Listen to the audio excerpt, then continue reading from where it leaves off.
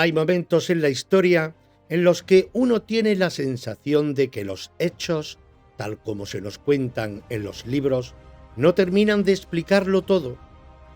Momentos en los que las cifras, las fechas y los tratados firmados se quedan cortos y aparece una pregunta incómoda, casi susurrada, que no suele gustar a los historiadores más ortodoxos. ¿Y si no todo se explica solo desde la política, la economía o la estrategia militar? ¿Y si en determinados episodios entra en juego otras fuerzas más sutiles, más invisibles o más humanas de lo que nos gustaría admitir? El ascenso de Adolf Hitler es uno de esos momentos. En poco más de una década, un hombre sin estudios universitarios, sin recursos económicos, sin una carrera brillante previa, pasó de vivir prácticamente en la indigencia a convertirse en el líder absoluto de una de las naciones más cultas y desarrolladas de Europa. Y no solo eso, consiguió algo todavía más inquietante. Logró que millones de personas no solo le obedecieran, sino que creyeran en él, que lo sintieran como parte de algo más grande, como una pieza imprescindible de un destino colectivo. Aquí es donde empieza nuestro misterio. Desde hace décadas se repite una pregunta que incomoda tanto a escépticos como a creyentes. ¿Fue Hitler simplemente un manipulador extraordinario? ¿Un genio oscuro de la propaganda y de la psicología de masas? ¿O hubo algo más? ¿Creyó realmente estar guiado por una fuerza superior? ¿Por la providencia? ¿Por el destino?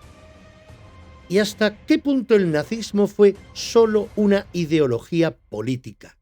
¿O también una especie de religión secular, cargada de símbolos, rituales y promesas de redención? Este programa no pretende decirte que Hitler era un mago, ni un hechicero, ni un iniciado en secretos sobrenaturales al estilo de una novela esotérica barata. Tampoco pretende negar que existiera una planificación fría, racional y perfectamente calculada detrás del régimen nazi. Pero sí vamos a adentrarnos en un territorio más delicado, el de las creencias, las obsesiones, los mitos y el poder que tienen las ideas invisibles cuando encuentran a millones de personas dispuestas a creer en ellas. Porque el ocultismo en este contexto no hay que entenderlo solo como rituales extraños o sociedades secretas. El ocultismo, en su sentido más profundo, es creer que la historia obedece a fuerzas que no controlamos, que hay razas destinadas a mandar y otras a desaparecer, que el sufrimiento tiene un sentido cósmico y que algunos hombres nacen marcados para cumplir una misión. Y esa forma de pensar, cuando se convierte en verdad política, es profundamente peligrosa. A lo largo de este viaje vamos a distinguir cuidadosamente entre lo que está documentado y lo que pertenece al terreno de la interpretación. Hablaremos de hechos comprobados, de testimonios directos, de símbolos utilizados de forma consciente y también de las leyendas que se construyeron después, algunas alimentadas por los propios nazis, otras por quienes intentaron explicar lo inexplicable, una vez que todo había terminado. Porque hay algo que conviene dejar claro desde el principio. El mal no necesita ser sobrenatural para ser devastador. A veces basta con que un hombre crea de verdad que está elegido y que un pueblo herido, humillado y desesperado esté dispuesto a escucharlo. Esta es la historia de cómo lo invisible puede convertirse en poder, de cómo los símbolos pueden sustituir al pensamiento y de cómo cuando una sociedad entera acepta que su destino está escrito, deja de hacerse responsable de sus actos. Y ahora sí, para entender por qué ese mensaje prendió con tanta fuerza, tenemos que retroceder unos años, situarnos en una Alemania convulsa, herida en su orgullo y hambrienta de sentido. Ahí, justo ahí, empieza realmente todo. Escuchas Los misterios de la historia, con este que os habla, Eloy López. Hoy hablamos de cómo un fanático llegó a dominar Europa.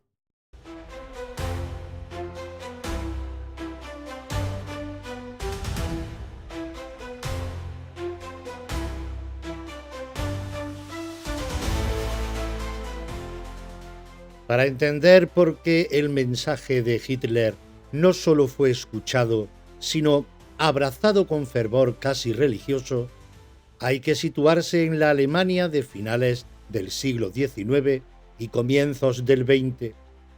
Una Alemania que no estaba solo cambiando, sino desgarrándose por dentro. Exteriormente era una potencia moderna, industrial, científica, orgullosa de su ingeniería, de su música, de su filosofía. Pero por debajo de esa superficie racional y ordenada, latía una profunda crisis espiritual. Durante décadas, el positivismo y la fe ciega en la ciencia habían prometido progreso, bienestar y sentido.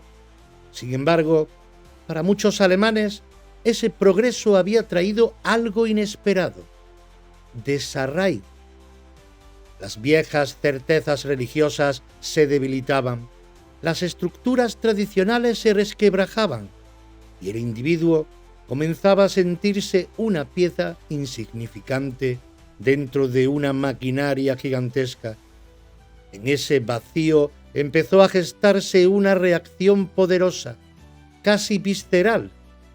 Todo eso contra el materialismo y la razón pura. No se trataba de un movimiento marginal. Intelectuales, artistas, pensadores y círculos nacionalistas comenzaron a mirar hacia atrás, hacia un pasado idealizado, mítico, profundamente romantizado. Se recuperaron leyendas germánicas, símbolos paganos, héroes medievales y una visión casi sagrada de la naturaleza. Alemania no era solo una nación moderna, era, según esta narrativa, un pueblo antiguo, portador de una esencia especial, de una misión histórica truncada. A finales del siglo XIX surgieron corrientes que mezclaban sin complejos misticismos, nacionalismo y racismo.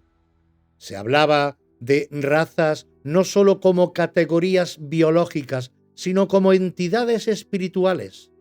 El ario no era simplemente un grupo humano, era un ser superior, fuerte, creativo, conectado con fuerzas profundas de la vida.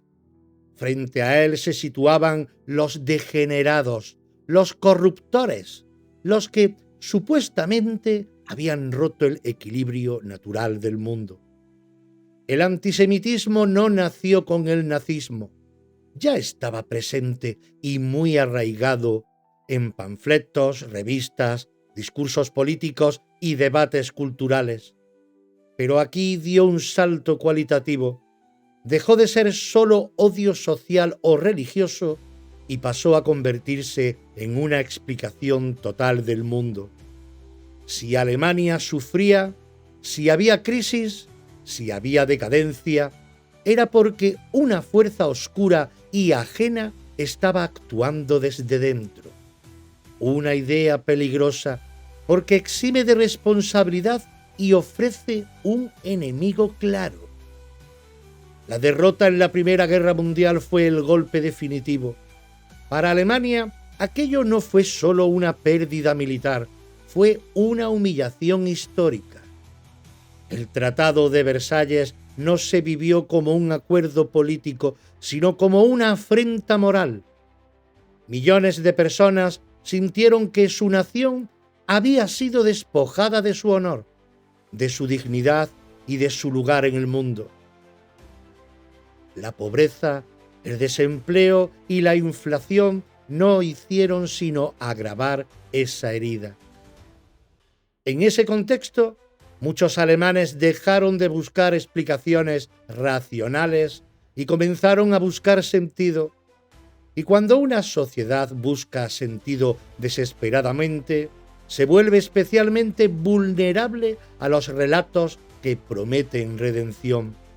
No soluciones técnicas, sino salvación.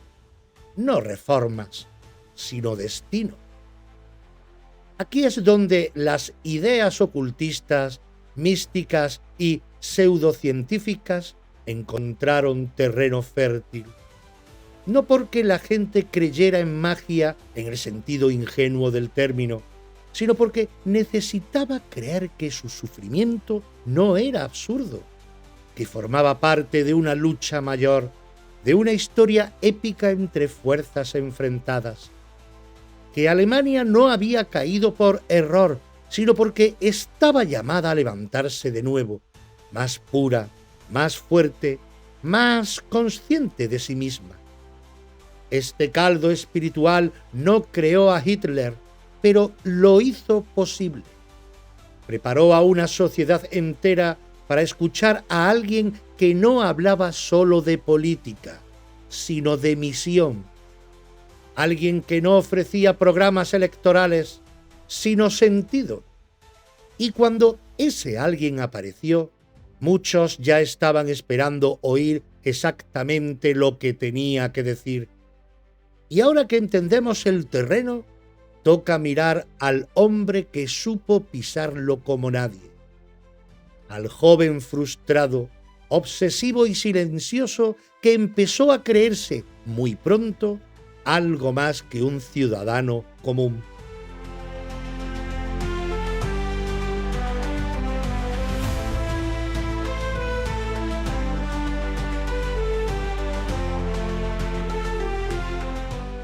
Antes de convertirse en el hombre que arrastraría a Europa al abismo, Hitler fue alguien insignificante, casi invisible. Un joven solitario, sin raíces firmes, sin éxito ni reconocimiento. Y eso no es un detalle menor, porque muchas veces el mito posterior nos hace olvidar que el origen de todo no fue el poder, sino la frustración.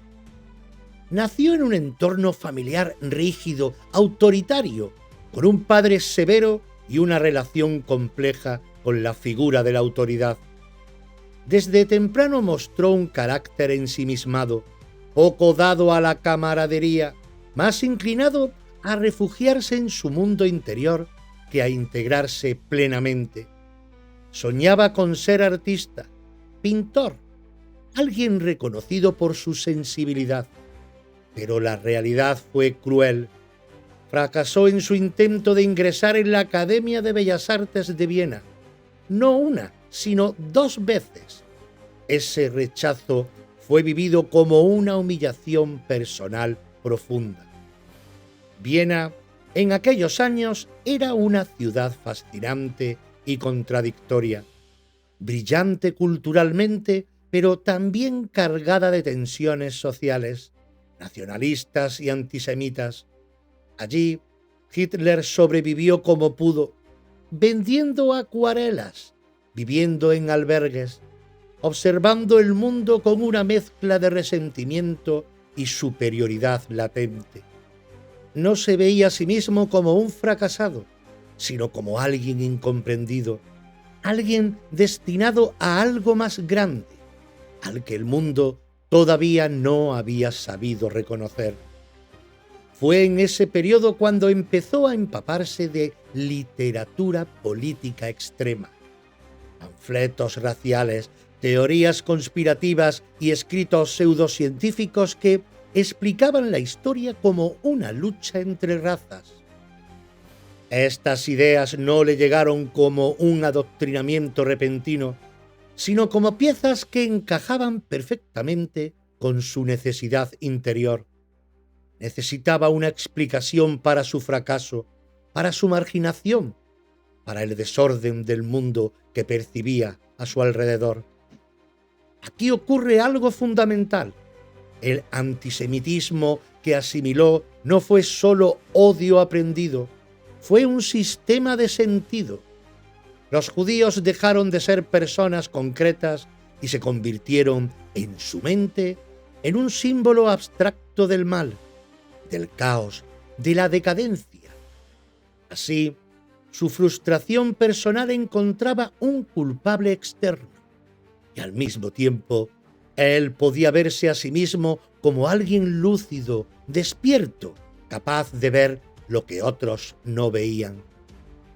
Poco a poco fue tomando forma en su interior una idea peligrosa, la del elegido, no en un sentido religioso tradicional, sino en una versión moderna, secular, pero no menos mesiánica.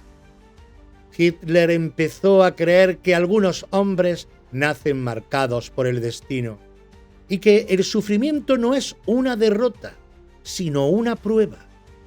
Cada rechazo, cada fracaso, cada humillación reforzaba esa convicción íntima. Si sigo en pie es porque aún no ha llegado mi momento. No era un místico en el sentido clásico, no practicaba rituales, no pertenecía formalmente a sociedades secretas, pero absorbía con facilidad cualquier relato que hablara de misión, de grandeza oculta, de fuerzas invisibles actuando a través de los hombres. La historia, para él, no avanzaba por azar ni por decisiones colectivas, sino por la voluntad de individuos excepcionales. Cuando estalló la Primera Guerra Mundial, Hitler encontró algo que hasta entonces le había faltado: pertenencia. El ejército le dio estructura, identidad, un uniforme, un nosotros frente a un ellos, y sobre todo le dio un escenario donde su idea de sacrificio y destino podían tomar forma. No es casual que más adelante reinterpretara toda su vida anterior como una preparación para ese momento. El joven fracasado, el artista rechazado, el vagabundo de Viena no desapareció, se transformó. Se convenció de que no había fallado, sino que había sido preservado. Y cuando un hombre empieza a creer de verdad que su vida obedece a un plan superior, deja de verse limitado por la moral común, porque en su mente ya no actúa por sí mismo, actúa en nombre del destino. Y con esa mentalidad, cuando llegó la guerra, no solo fue al frente, fue a encontrarse con la experiencia que terminaría de sellar su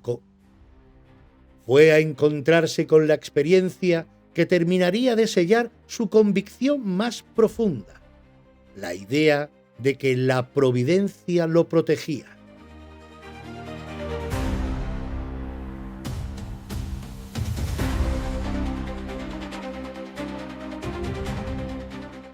La Primera Guerra Mundial fue para millones de hombres una trituradora de cuerpos y certezas. Para Adolf Hitler, en cambio, fue algo más que eso. Fue el momento en el que su confusa intuición de destino encontró una confirmación íntima, casi sagrada. Cuando estalló la guerra en 1914, Hitler se alistó con entusiasmo. No lo hizo por obligación ni por cálculo político, sino porque la guerra le ofrecía algo que hasta entonces había buscado sin éxito: una causa a la que entregarse por completo. En el frente encontró disciplina, jerarquía y una sensación de pertenencia que jamás había experimentado. El soldado anónimo se disolvía en el uniforme y en ese anonimato, paradójicamente, se sentía alguien por primera vez. Sirvió como mensajero en el frente occidental, una tarea extremadamente peligrosa que lo obligaba a atravesar zonas batidas por la artillería enemiga. Vio morir a compañeros, vivió el horror cotidiano de las trincheras, el barro, el gas, los cuerpos destrozados. Pero lejos de quebrarlo, aquella experiencia reforzó su resistencia emocional y su visión fatalista del mundo. La guerra no le pareció absurda, le pareció una prueba. Es en este contexto donde surge uno de los episodios más inquietantes de su biografía, un relato que él mismo contó en múltiples ocasiones después de la guerra y que grabó profundamente en su propia narrativa vital. Según su testimonio, un día se encontraba en una trinchera junto a otros soldados cuando, de forma repentina, escuchó una voz interior, clara, imperativa, que le ordenó levantarse y desplazarse a otro punto. No era una sugerencia vaga, era una orden. Hitler afirmó que obedeció sin saber por qué. Caminó unos metros y, segundos después, un proyectil cayó exactamente en el lugar donde había estado, matando a todos sus compañeros. Él salió ileso. Este episodio, real o reconstruido por su memoria, se convirtió en una piedra angular de su convicción personal. No lo interpretó como una casualidad, lo interpretó como una señal. Para él, aquello demostraba que no podía morir todavía, que había algo, providencia, destino, fuerza superior, que lo protegía porque tenía una misión pendiente. Aquí es importante detenerse un instante. No sabemos si la voz existió tal como él la describía. No hay testigos directos que puedan confirmarlo. Pero eso, en cierto modo, es secundario. Lo verdaderamente relevante es que Hitler creyó en esa experiencia con absoluta firmeza. Y cuando alguien cree de verdad haber sido salvado por una fuerza superior, su relación con la muerte, con el riesgo y con la moral cambia para siempre. Tras la derrota alemana en 1918, aquella vivencia cobró aún más peso. Alemania no solo había perdido la guerra, había sido humillada, desarmada y empujada al caos. Para millones de soldados, el regreso fue un descenso al vacío. Para Hitler, en cambio, fue el inicio de una reinterpretación total de la realidad. Si él había sobrevivido, si había sido preservado, no podía ser para volver a la insignificancia. Desde ese momento comenzó a verse como un testigo de la traición. La derrota no era consecuencia de errores militares, sino de enemigos internos, de fuerzas que habían corrompido a la nación desde dentro. La idea del sacrificio inútil se transformó en la idea del sacrificio traicionado. Y ese matiz es clave porque convierte el dolor en resentimiento y el resentimiento en ideología. La experiencia de la guerra no hizo a Hitler más compasivo, lo hizo más rígido, más absoluto. La vida humana perdió valor frente a la idea de misión. La muerte dejó de ser un límite y pasó a ser una herramienta. Él había sobrevivido cuando otros murieron, y eso, en su mente, no era casualidad, era selección. A partir de ahí, su discurso futuro estaría impregnado de esa lógica. El fuerte sobrevive porque debe sobrevivir. El débil cae porque no estaba destinado a continuar. Una visión profundamente peligrosa, revestida de una falsa épica pero extraordinariamente eficaz en una sociedad que buscaba sentido a su sufrimiento. Cuando terminó la guerra, Hitler no volvió como un hombre derrotado, volvió como alguien convencido de haber sido señalado, y con esa convicción estaba preparado para dar el siguiente paso: transformar su experiencia personal en un relato colectivo, en una causa y en un movimiento.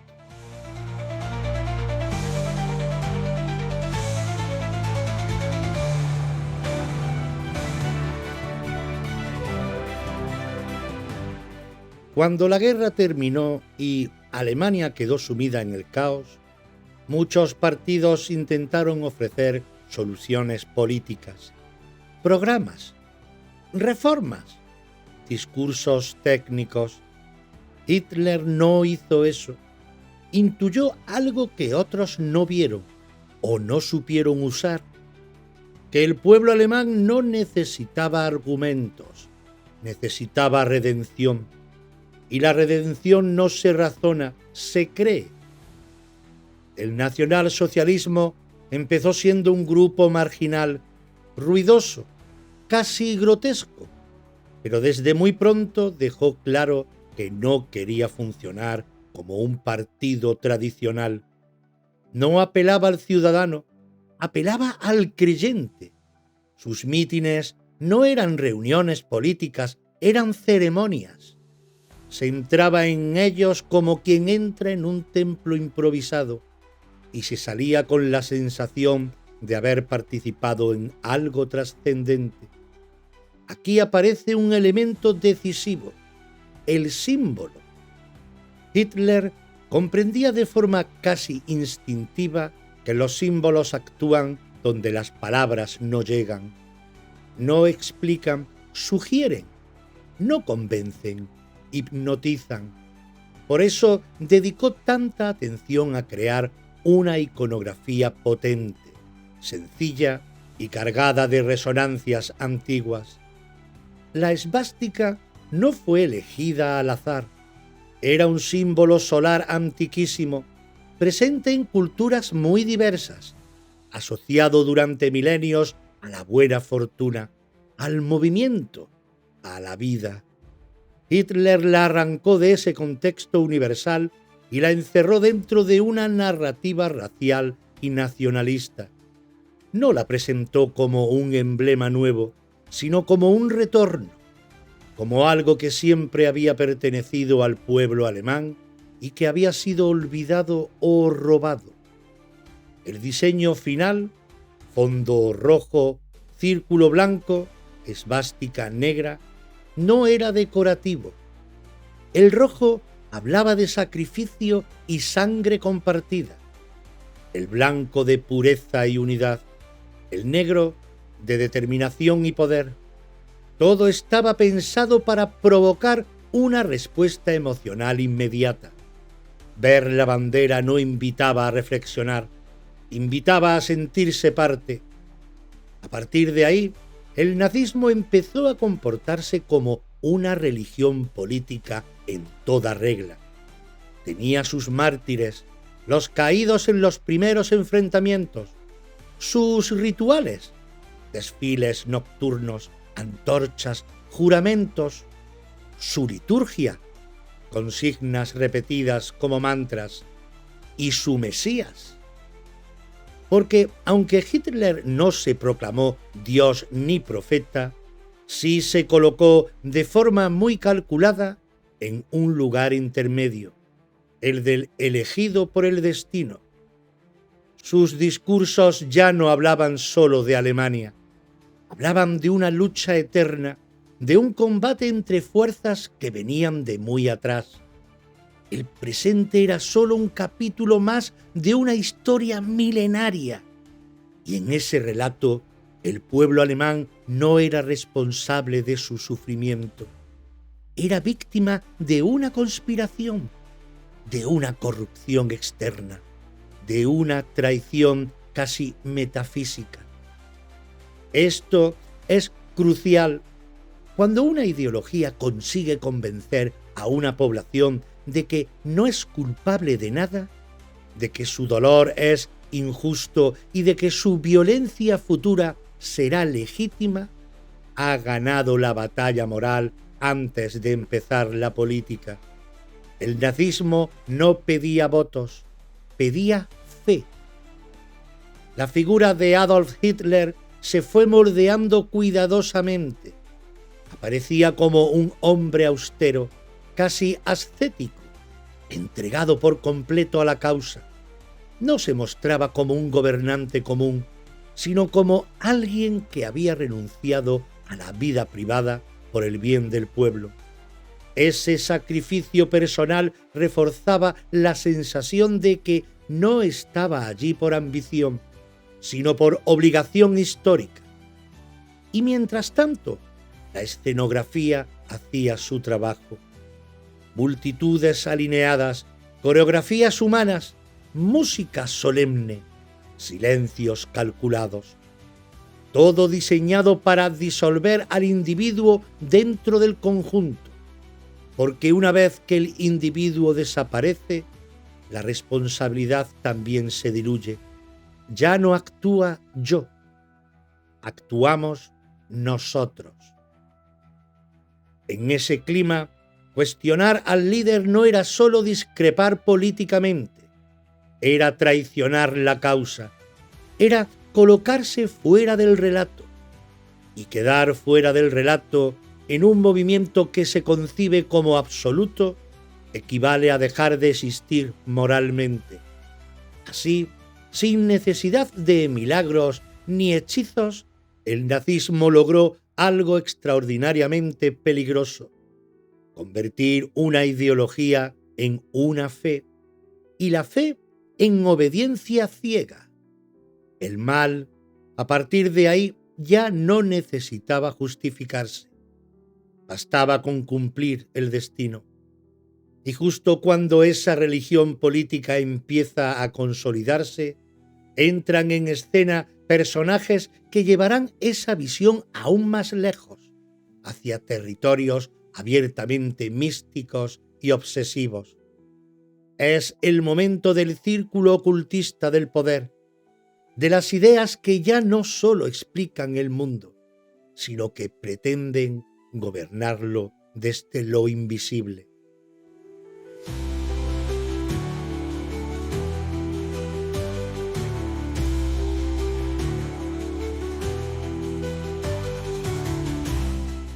A medida que el nacionalsocialismo crecía, Adolf Hitler dejó de estar solo. A su alrededor se fue formando un círculo de hombres que no solo compartían ambición política, sino una forma muy particular de entender la historia, el mundo y el papel de Alemania en él. No eran simples burócratas ni tecnócratas del poder. Muchos estaban profundamente influidos por ideas místicas, raciales y pseudocientíficas que convertían la política en algo casi metafísico. Uno de los personajes clave en ese entorno fue Rudolf Hess, una figura extraña, introspectiva, profundamente impresionable. Hess no era un ideólogo brillante ni un estratega frío, pero sí un creyente absoluto. Fue él quien ayudó a dar forma escrita a Mein Kampf, mi lucha, mecanografiando durante horas las palabras dictadas por Hitler, y quien más contribuyó a reforzar en el Führer la idea de que su papel no era circunstancial, sino histórico y casi redentor. A través de Hess, Hitler entró en contacto con un personaje decisivo, Karl Haushofer.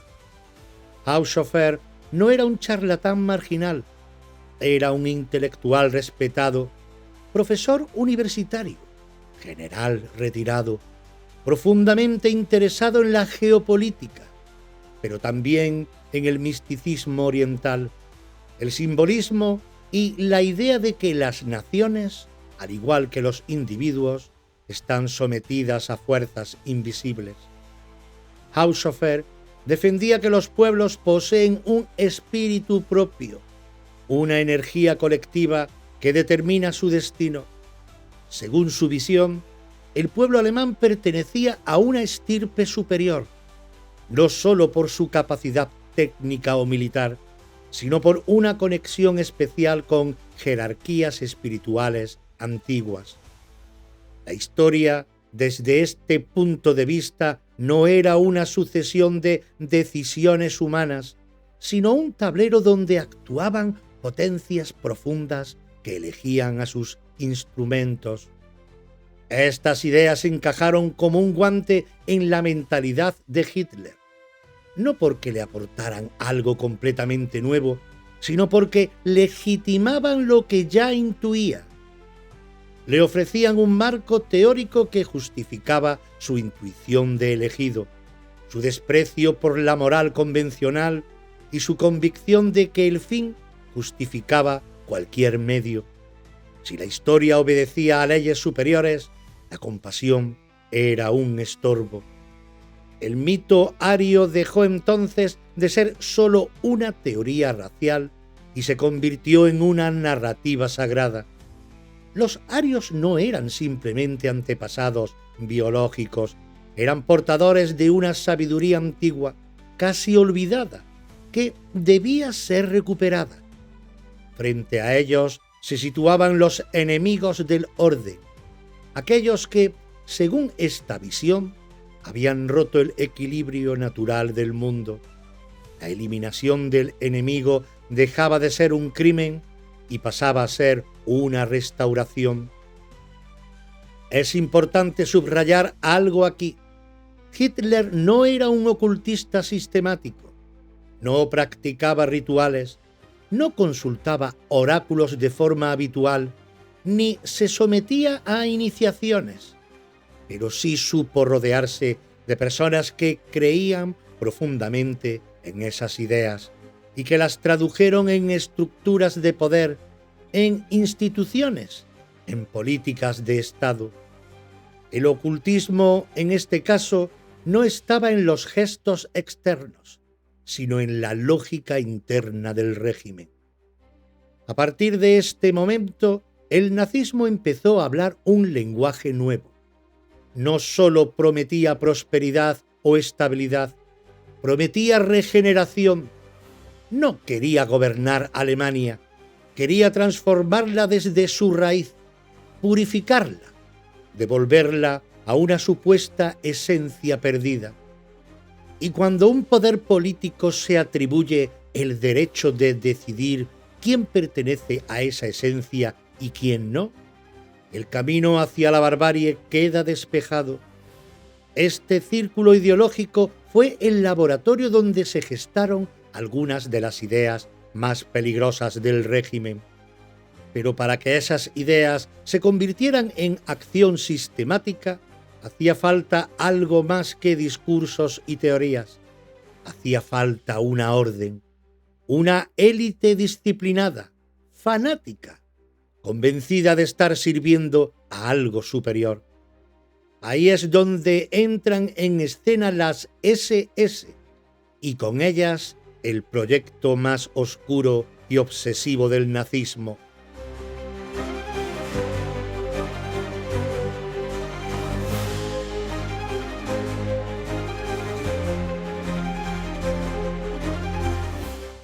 Las SS no nacieron como un ejército convencional, nacieron como una orden, y eso no es una metáfora. Su función inicial no era conquistar territorios, sino custodiar una visión del mundo. Mientras el partido crecía y las instituciones del Estado eran absorbidas, las SS se concebían a sí mismas como el núcleo puro del proyecto, una élite separada del resto de la sociedad, destinada a encarnar el ideal más radical del nazismo. Al frente de esa orden estaba Heinrich Himmler, un hombre aparentemente gris, meticuloso, casi burocrático y, al mismo tiempo, profundamente obsesionado con lo místico, lo ancestral y lo invisible. Himmler no veía las SS como una fuerza policial o militar, sino como una hermandad, una casta guerrera moderna inspirada en modelos medievales y mitológicos, caballeros negros del siglo XX. Para ingresar en las SS no bastaba con la lealtad política. Se exigía demostrar una genealogía aria, impoluta durante generaciones. La sangre, el linaje, la herencia espiritual importaban más que la capacidad individual. El cuerpo del miembro de las SS no era solo suyo, pertenecía al proyecto. Su descendencia también. La biología se convirtió en destino. Pero lo más inquietante no estaba en los documentos ni en los formularios, sino en los rituales. Las ceremonias de iniciación, los juramentos nocturnos, el uso de símbolos arcaicos y la carga simbólica de cada gesto construían una identidad cerrada, impermeable a la duda. Quien entraba allí dejaba de ser un individuo con conciencia propia y pasaba a ser un instrumento de algo superior. El corazón simbólico de todo este universo fue el castillo de Babelsburg. Himmler lo transformó en algo más que una sede administrativa. Lo concibió como un santuario pagano, un centro espiritual para la orden. No era un lugar elegido al azar. Todo en él respondía a una intención simbólica. La arquitectura, los espacios, las salas, incluso el subsuelo. En su sala principal se reunía la cúpula de las SS alrededor de una mesa circular, evocando deliberadamente la leyenda artúrica y la idea de una hermandad de iguales unidos por una misión sagrada.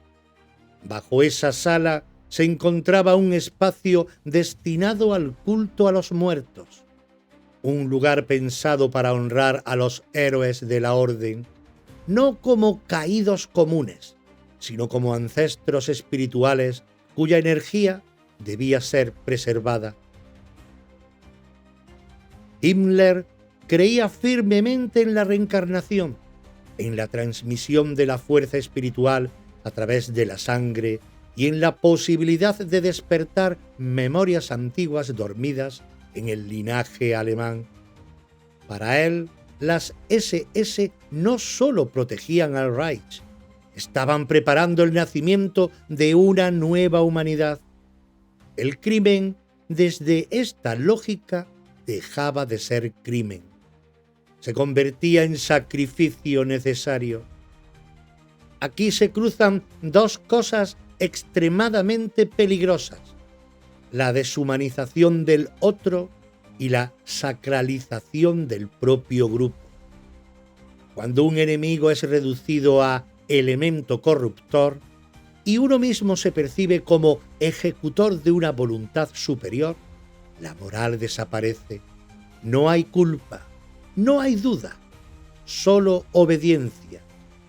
Las SS funcionaron como un laboratorio del mito llevado a la práctica. Desde ahí se impulsaron políticas de exterminio, experimentación humana y terror sistemático, todo envuelto en una narrativa de purificación y destino histórico. No se mataba por odio visceral, sino por deber.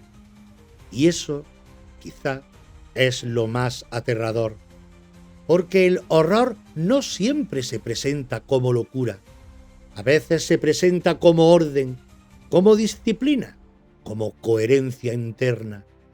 Las SS no eran una banda descontrolada, Era una institución meticulosamente organizada, convencida de estar escribiendo una página necesaria de la historia. Y mientras esta maquinaria se consolidaba, Hitler observaba. No siempre intervenía en los detalles, pero permitía, avalaba y se beneficiaba de esa estructura. Él no necesitaba mancharse las manos, ya había creado un instrumento dispuesto a hacerlo en nombre de algo más grande que ellos mismos. El mito ya tenía cuerpo, la fe ya tenía espada, y ahora, con esta orden en marcha, quedaba un último elemento para cerrar el círculo: el control de las masas, la capacidad de mover a millones no solo con leyes, sino con palabras, gestos y emociones cuidadosamente orquestadas.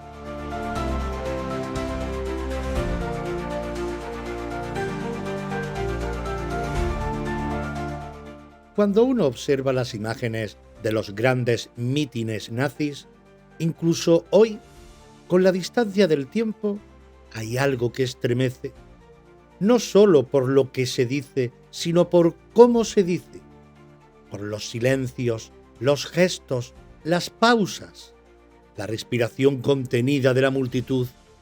Nada de eso es casual.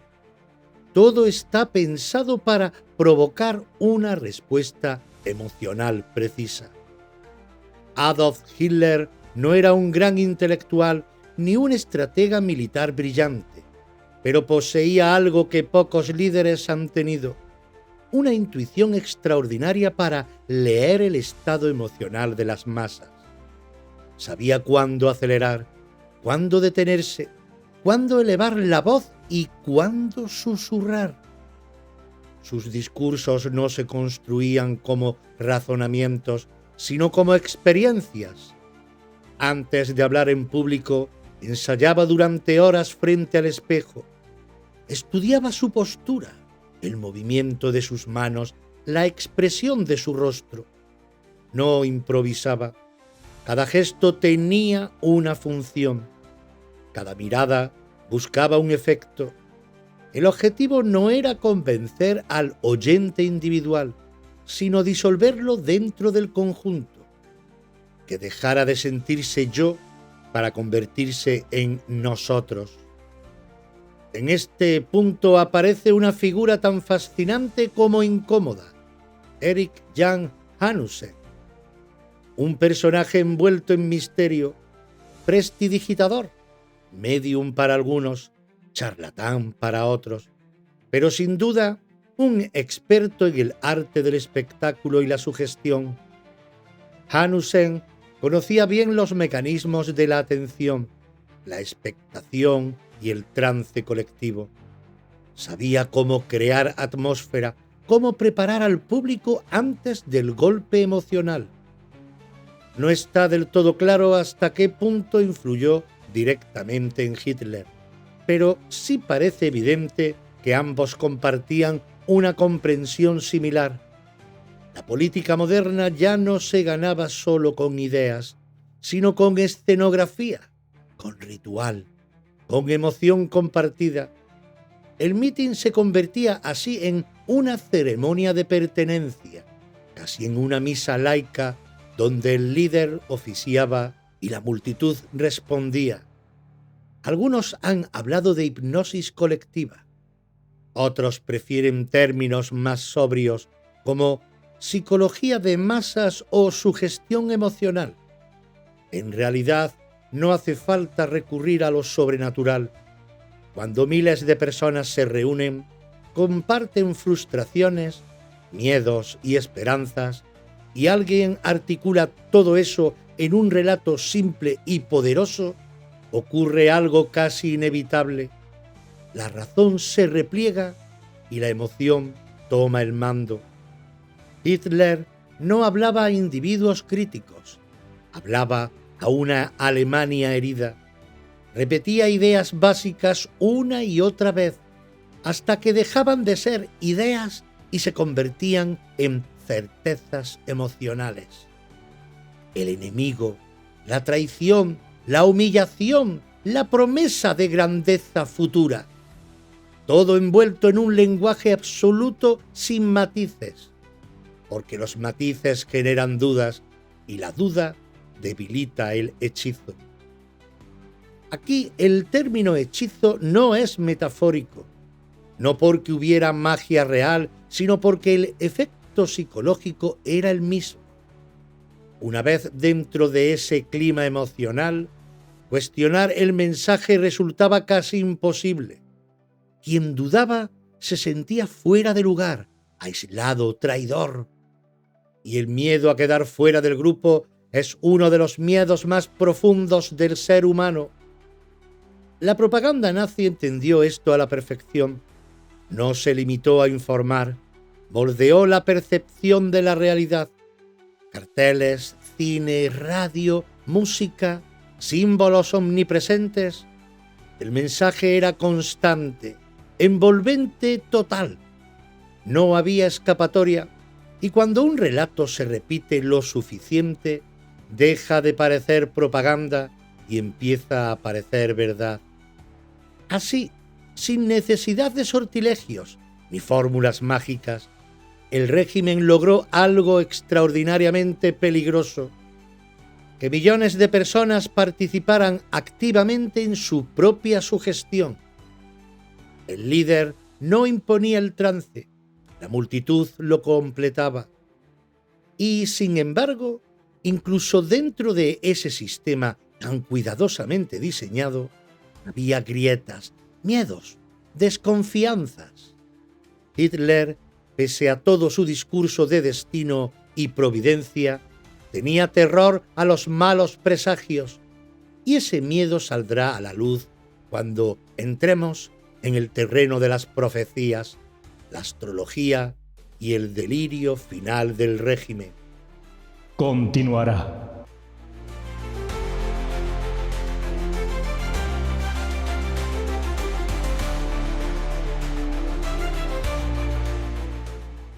Si este podcast te aporta algo y quieres apoyar este proyecto independiente, encontrarás todas las formas de hacerlo en los enlaces al final de la descripción.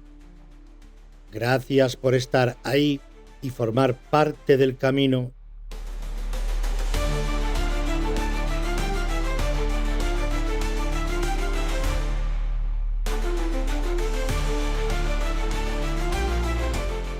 Llegamos al final de este viaje, entre los ecos del pasado, ruinas y leyendas, entre certezas e incógnitas. Pero a veces, entre las grietas de la historia se asoma algo más, algo que no se mide con fechas, ni se archiva en documentos, algo que no solo sucedió, sino que nos está sucediendo por dentro. Si alguna vez te has preguntado qué hay detrás de los hechos, si has sentido que hay un alma que también camina la historia contigo, te espero en Reflejos del Alma, aquí, en esta misma sintonía y en esta misma plataforma, porque a veces el mayor misterio no está en lo que pasó, sino que está en lo que somos.